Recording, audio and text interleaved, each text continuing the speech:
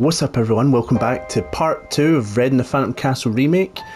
We last left off with Red falling into a dangerous fiery chasm, so let's continue. I actually just thought of something that I was a wee bit inaccurate about. The OST for this level is not an original soundtrack. This was used from Dreams. I know. I did say that everything was original soundtrack, but this is the only thing. And the reason why is because I fell in love with it and there was nothing else that could kind of fit how I wanted it to be. Now originally this actually used to be quite a bit bigger. In the original, this entire area was like a big kind of get through it in time. This is a bit more chilled than the original, and one of the biggest differences Door should be open now.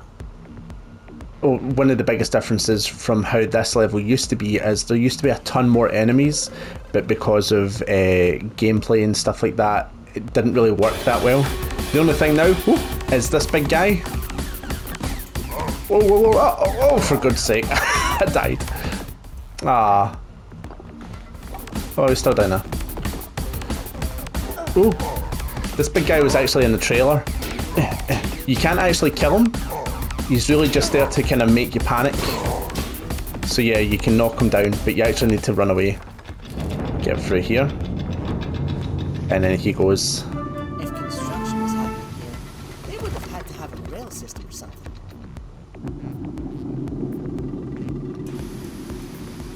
Oh. And I believe Sean 88 actually helped with these geysers. Sean really didn't help a lot on the Phantom Castle Remake. He was oh god, he was too busy this time around. But he definitely helped on just some of the smaller things. That wee geyser being one of them. So okay, let's take this a bit slower this time because I'm try to go over it without dying. No, chill out. Oh, and you also notice if an enemy spots you, the music goes haywire. Whoop. Boink. He didn't see me in time. Too bad for him. So you might recognise this scene and how it was done in the original, when Red found the cart and was like pulling the lever. Okay. This is a bit more cinematic, I think. In fact, how do you turn this thing on?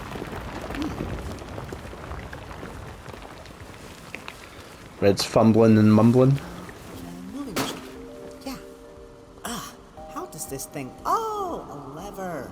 Right. You claim to be the Queen's Knight, boy, but did not foretell my coming. Oh, It's so hard to do that voice. I can do it on command because it's like, hold on, let me kind of get on with it. I am the Queen's Knight. Did that hurt you in the slightest? Wait, no, I'm not. Did not. So yeah, I can do it on command, but it eventually it hurts. So this is the complete revamped of the. You'll remember from the last one, the cart bit. So it's from a different angle, and you've got a bit more control over Red this time. So it's more of a kind of jump to the right platform. But I really love how it kind of came out and the fact that it's a lot more cinematic. One thing I will say is that it was a lot harder to get this to work, but we're still using the same technique where the Red isn't actually moving. The cart is like basically staying in place, obviously except when he jumps. Everything else is like rushing towards him, and that's how we get the effect of him moving through it. But it works so well, it looks so good, especially when he lands.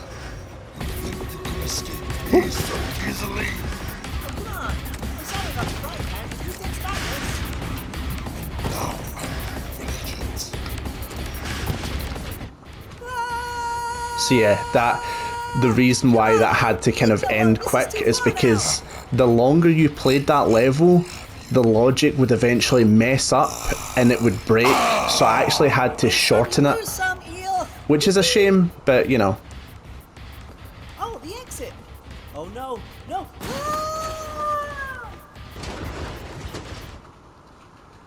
There's a few wee hidden bugs that I kind of had to shorten things around to fix, purely just down to my skill of not knowing how to do anything else with it. Everything's weird here. What's going on? I don't feel like I'm in pain anymore. This feels nice. I kind of like it here. So yeah, this is basically, if you remember back to the original Phantom Castle where Red is KO'd, and he does that like the kind of slow walk that was inspired by Metal Gear Solid 4. This is also done. I will say the OST to this bit was done by Seafool James, and it's so good because if you walk away from the light, it lessens, and the closer you walk it builds up and builds up. And that was all him. He figured out the logic and all that to that, and it's so good.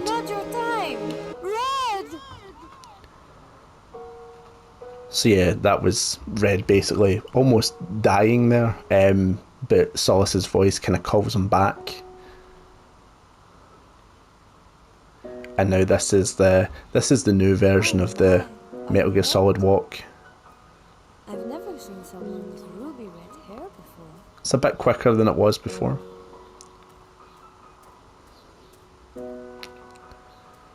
And of course, Carnival Girl is the one that's voicing Solus in this one. I still think she did a fantastic job. She based her performance on Yuki's voice, but obviously Carnival Girl isn't from where Yuki's from, so she had to imitate it rather than kind of have that natural voice. But I still think she did a fantastic job. And Yuki isn't out of the picture either. In fact, we're working on a project right now where she voices Solus. It just so happens that timing matchup couldn't work. Yuki didn't have the time to do the voice, which is a shame, but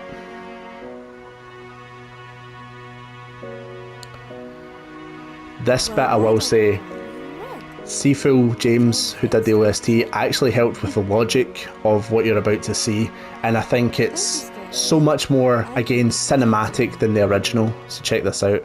So he goes to reach for the sword, and then you've got to rapid tap X to pull it out, and obviously you can start to see like Red straining, and it's starting to actually hurt him.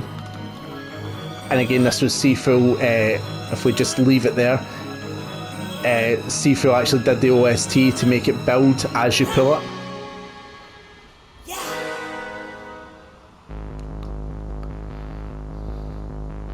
And then of course you get surrounded by all the enemies here.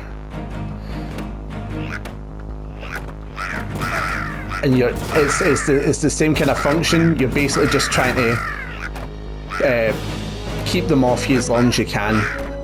There's no way you can actually win this. It's literally just as much as you can keep them off. It would have been cool to have like two different cutscenes based on how well you do. If you do really well, he'll do better in the cutscene. If not, he'll do worse. But timing and stuff like that just didn't allow that kind of stuff. So let's let him get hit a few more times. But the cutscene after this, I think, is one of my best.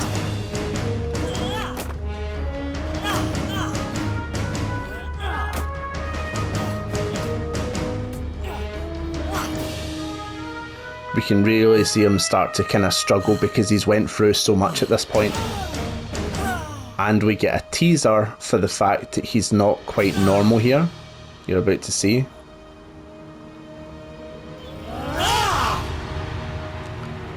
So for anyone that played the Cursed Isles, you'll notice that he just went a wee bit wisp form there. He got his blue eyes and stuff.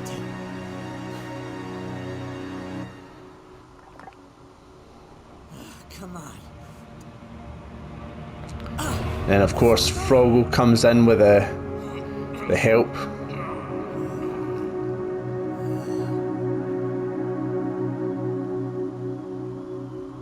And honestly, I think this bit is one of the most well acted.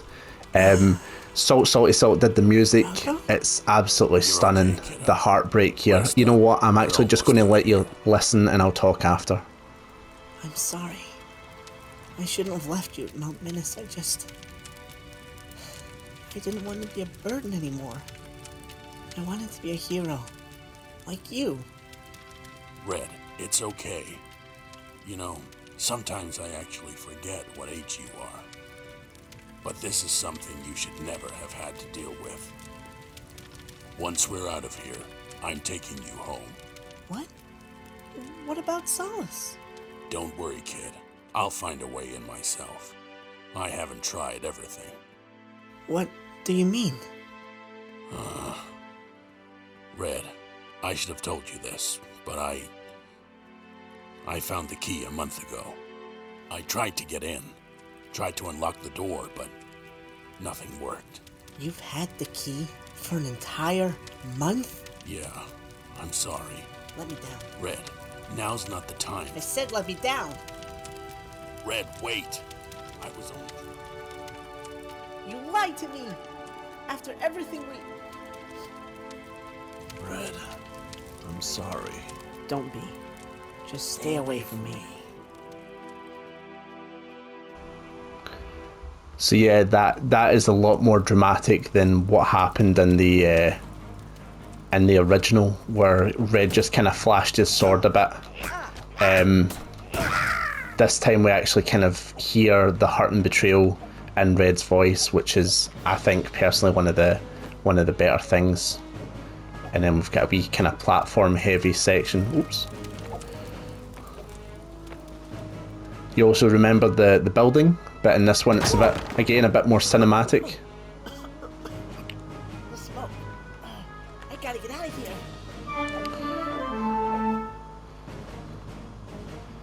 So yeah, you're basically in a burning building. Just gotta get out. Gotta get out of here, baby. Today is not my day.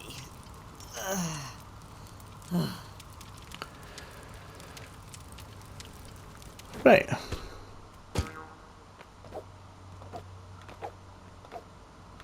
Ooh, whoops.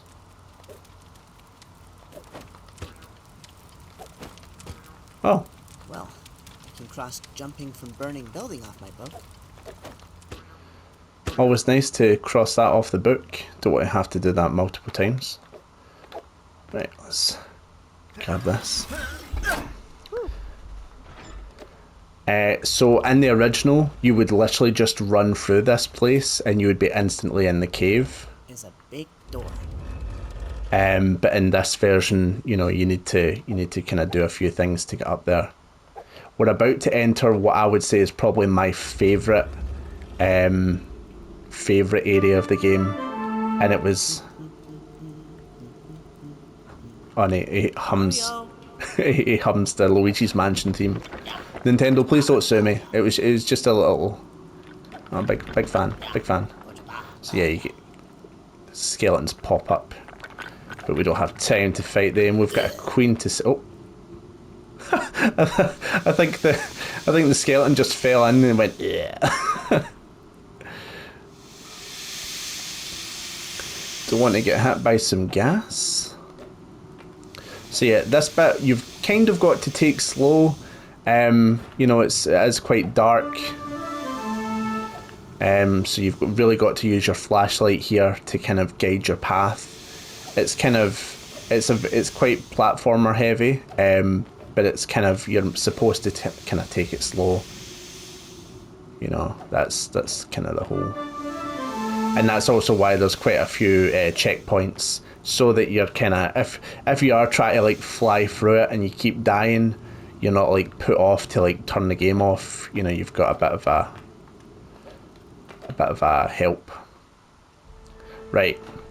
We're now into the Tim Burton-esque part of the game, which I personally am a big fan of. You're also about to hear Carnival Girl, the voice of Lyra, do Aurelia's voice, and she did. This cutscene raises a lot of questions, especially to do with Red, and it's This is kind of scary. and it's pretty great.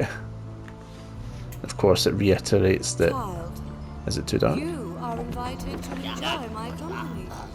Do not keep me waiting. Okay. Coming.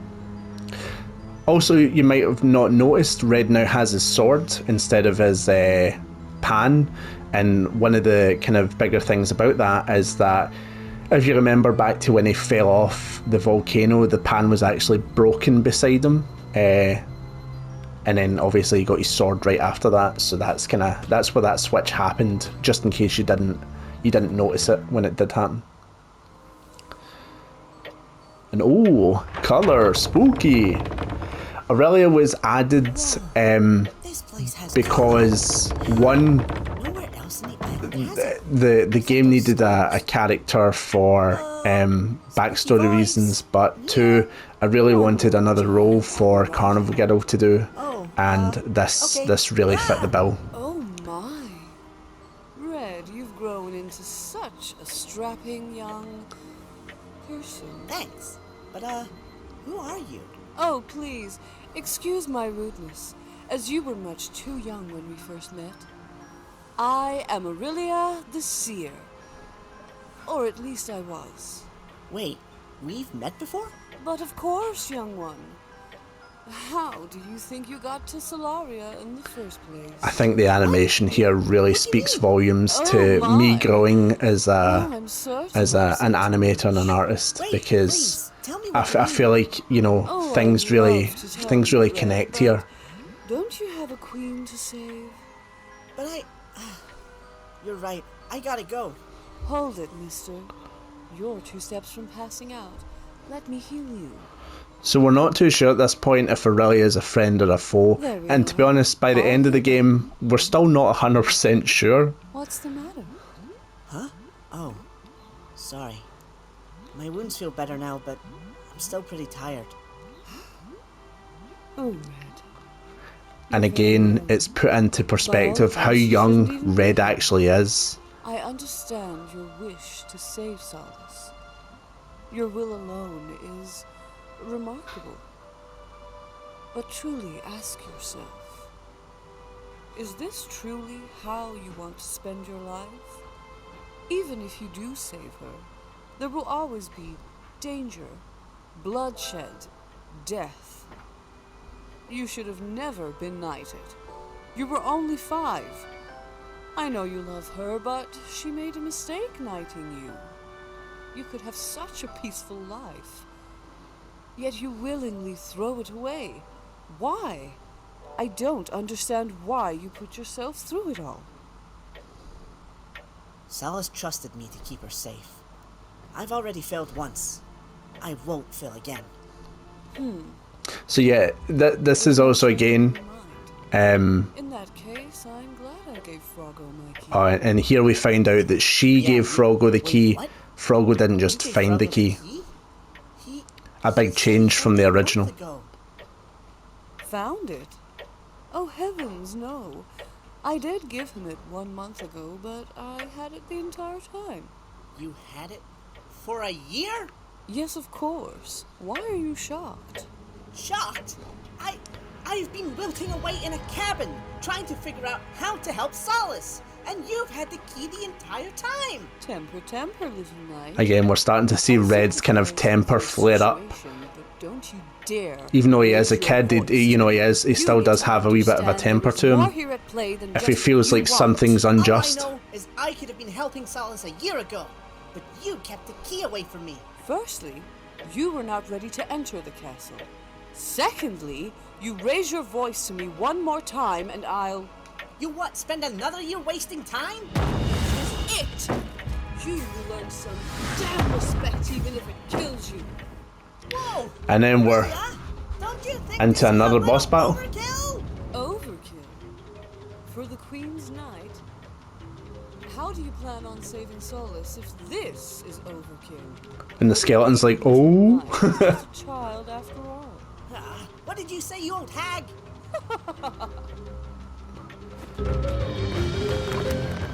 This is also one of my favourite OSTs that Seafield James did. It's such a bop.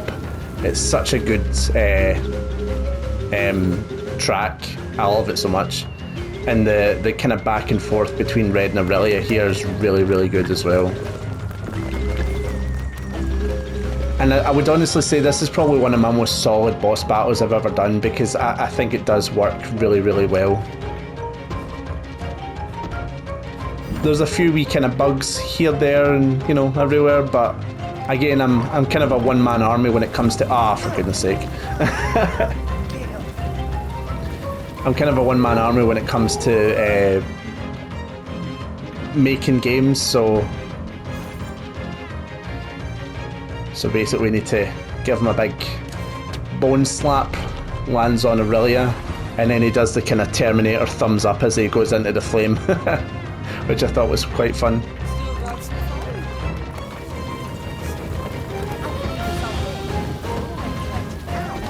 That was a Captain America reference for anyone that didn't know.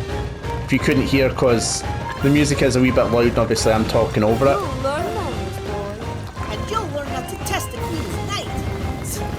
Such arrogance. The fool's confidence. Ooh. A lot of stuff be happening. You should have given me that key a year ago, Aurelia. I wish I had now, you little shit. And we've also got our first swear word ever that was in Red. Red gets called a little shit. Which I think is pretty great, because usually, like, even the people that are against Red are like, they never actually insult him. Disciplined you more. Ha! She never had to. Unlike you, we never kept secrets. Are you truly that naive? You don't think the ruler of an island has skeletons in the closet? She'd tell me anything if I asked. Boy, you are fiercely loyal. Or really gullible. Is there a difference? So yeah, again, we're also seeing here like Red's naivety when it comes to trusting Solace. Even though Solace does have secrets from Red, but you know, she is truly a good person, but it's Red's like unwavering loyalty that kind of shocks a lot of people, especially for how young he is.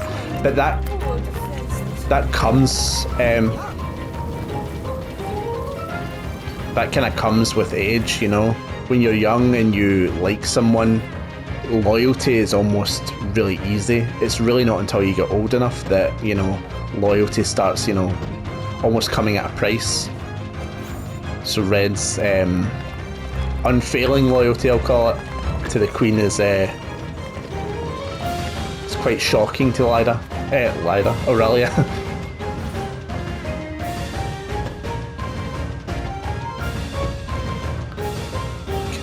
Go, go, go, go, go, go, go.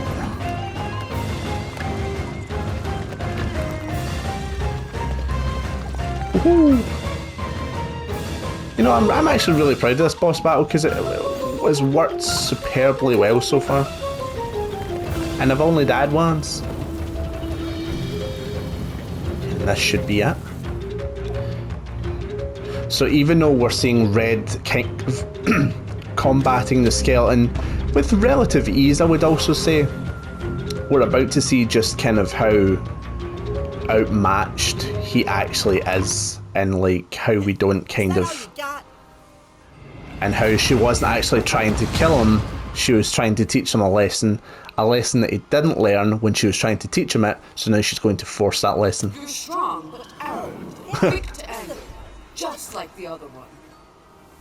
You need to get it through your round head, boy. You're not the only one who cares for Solace. Do not think for a second that you're the only one trying to save her. We all are. Then why didn't you give me the key? You were not ready to enter the castle. You have no idea what awaits you in there. So yeah, and we're also starting to find out that, you know, Red not getting the key was on purpose, because Aurelia can see what's going to happen, and it's not good at this point. Then tell me what I'm going up against. Give me a chance. It doesn't work like that, Red. If I tell you what I saw, it will come to pass. Isn't that a good thing? Not always. I may see an outcome, but my purpose is to guide you to or from it. To reveal any outcome would cause you to act differently, and the worst to happen. So hence why he hasn't been You see what told. happens to me when I go inside the castle, and it's not a happy ending. Red, everything you've experienced. So obviously I went and posted The Cursed Isles, which is the sequel, so we know what happens to Red. But originally, when I first made the Phantom Castle years and years ago, way before Dreams was even a thing, Can you tell him I'm sorry too? Red didn't always survive. There was always a part of me that thought, oh, should Red not survive the Phantom Castle, and then the story continues with someone else. I see a shining light in you. The same one that Solace probably seen. Now, pick yourself up and get back in the fight. And of course, Seafield James comes in with another Skelly Bones jingle, which sounds so good. I just realized Aurelia didn't need to fight me. She knotted me up in seconds. Good thing she's on my side. So yeah, again, we kind of get the idea that, you know, that wasn't a fair fight, at least not to Red. Though, she said I was arrogant like the other one. Who's the other one? And of course, she's referencing Beralta here, Who lives the here? second wisp. Why have I never seen any of this?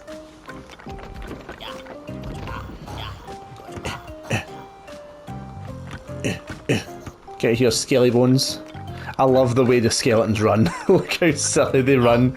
I think I managed to really do the skeletons justice in this one. Much more than the only thing I will say is I took away the fact that you can change colour. This level looks gorgeous in colour. It really does. It's a shame that I had to take away for story purposes and performance the fact that you could change into colour in this one, but it looks stunning when it's, you know, it's all green and it's all shiny and the moon's all yellow.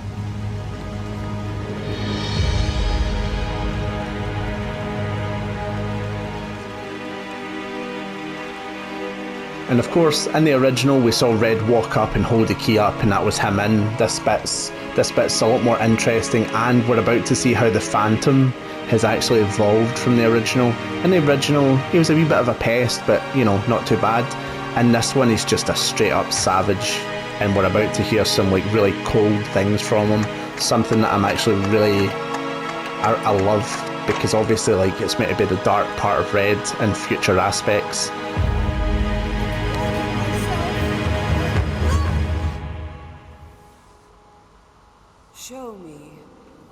Show me the castle. Show me him. Show me the And of course she was about to say Wisp, but you know. So the remake definitely alludes to a lot more that happens in the second and what would happen in the third.